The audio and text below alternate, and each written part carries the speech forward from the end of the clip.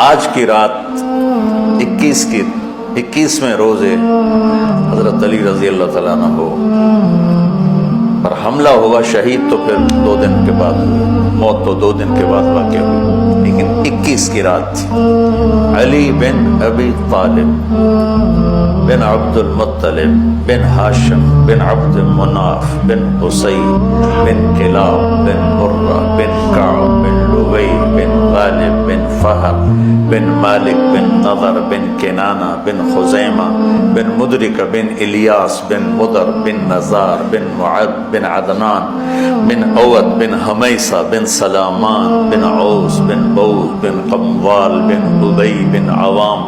بن ناشد بن حزا بن بلداس بن یدلاف بن طابق بن جاحم بن ناحش بن ماخی بن عیفی بن عبقر بن عبید بن الدعاء بن حمدان بن سنبر بن یثربی بن یحزن بن یلحن بن انعوا بعیزی بن زیشان بن عیسر بن اقناد بن ایہام بن مقصر بن ناحث بن زارع بن سمی بن مزی بن عود بن عرام بن قیدار بن اسماعیل بن ابراہیم بن آذر بن ناحور بن سروج بن رعو بن فائد بن عابر بن ارفخشاد بن سام بن نوح بن لامک بن متوشال بن ادریس بن یرد بن ملحقیل بن قینان بن آنوش بن شیس و بن آدم علیہ السلام۔ آج ہمارا جی چاہ کہ میں امیر المومنین کا نسب بیان کروں کہ آج ان کی شہادت کی رات ہے، شہادت کا دن ہے، کہ جب اہل شام نے الگ حکومت اپنی قائم کر دی، حضرت علی کے مقابلے میں اپنی حکومت کا اعلان کر دیا تحکیم کے فیصلے کے بعد، اور اس پر خوارج کی ایک جماعت بن گئی، الگ ہو گئے، جنہوں نے پھر بڑی خوفناک جنگیں کی، بڑے زمانے تک وہ مسلمانوں کو نقصان پہنچاتے رہے۔ تو 3 خارجی اکٹھے ہوئے کہ جتنا فساد ہے نا اس کی جڑ ہے ایک عمر بن عاص اور معاویہ بن ابی سفیان اور علی بن ابی طالب رضی اللہ تعالیٰ عنہ، ان تینوں کو قتل کر دو، فتنہ ختم ہو جائے گا۔ تو عمر بن عاص اس دن آئے ہی نہیں، وہ مصر کے گورنر تھے، فجر کی نماز، تو جو ان کی جگہ آئے وہ مارے گئے، شہید ہو گئے۔ معاویہ رضی اللہ تعالیٰ عنہ پر اس نے وار کیا، لیکن وہ سر سے پھسل کے کمر پہ جا کے لگا اور کمر چھل گئی، لیکن اللہ نے زندگی بچائی۔ عبد الرحمن بن ملجم جس نے حضرت علی کو شہید کیا، یہ آیا ہوا تھا کوفے میں، تو لوگوں نے کہا امیر المومنین یہ اس کے ارادے اچھے نہیں نظر آتے، تو اس کو ہم پکڑ نہ لیں۔ فرمان لے گئے تو مجھے پھر اللہ کی ملاقات کیسے ملے گی؟ میں تو تم میں نہیں رہنا چاہتا، میں تو اللہ سے ملنا چاہتا۔ حضرت علی کے ساتھیوں نے بڑی بے وفائی کی،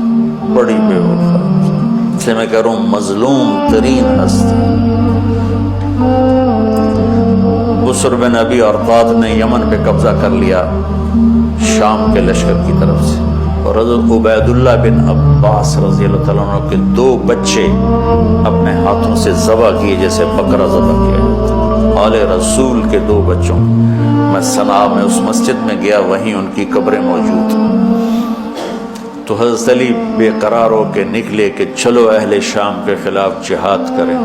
اور باہر شہر سے باہر جا کے خیمہ لگایا رات کو۔ صبح دیکھا تو ایک آدمی بھی نہیں آیا ہوا تھا، اکیلے تھے۔ تو پھر بڑے دکھی دل کے ساتھ واپس آیا اور اپنی گاڑی کو پکڑ کر کہنے لگے تو کب رنگین ہوگی؟ ایک دفعہ بیمار تھے تو کہنے لگے یا رسول اللہ مجھے لگتا ہے میری موت کا وقت آ گیا۔ میں نے کہا نہیں، تیری موت آئے گی جب اس خون سے یہ رنگین ہوگی، جب تیرے سر کے خون سے تیری داڑھی رنگین ہوگی اس وقت تیری موت آئے گی۔ تو اس جملے کو یاد کر کے کہتے تو کب رنگین ہوگی، تو کب رنگین ہوگی۔ چونکہ ساتھی ساتھ چھوڑ گئے تھے تو شدید قسم کی بے وفائی کا سامنا ہوا۔ پھر آگے نسل ذبح، آپ نے حضرت حسین کا کربلا تو پڑھا ہوا، لیکن میں نے جو گلدستہ اہل بیت کے بعد میں نے جب پڑھا تو جو اس کمبخت ابو جعفر منصور نے آل حسن پہ ظلم توڑے،